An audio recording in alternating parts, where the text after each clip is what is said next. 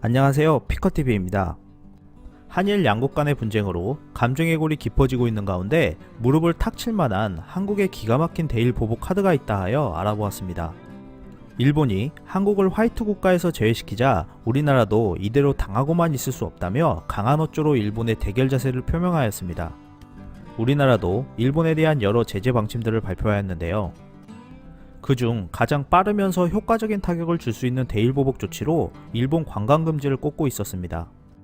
현재 한국 국민들의 자발적인 일본 여행 취소로 자연스럽게 항공편들 또한 줄어들고 있는 상황이지만 아직도 일본을 향한 항공편은 넉넉한 편인데요.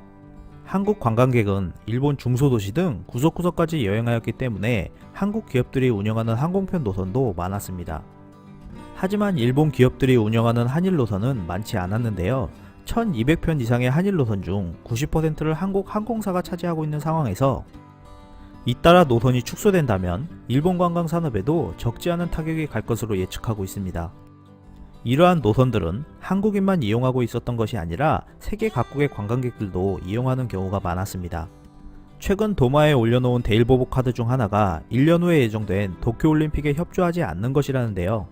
대부분의 나라들은 한국처럼 일본 관광 수요가 많지 않아서 주요 도시 노선만 운영하는 경우가 많고 중소도시까지 가려면 한국에서 한국 항공사들로 환승해야 하는 경우가 많았다고 합니다.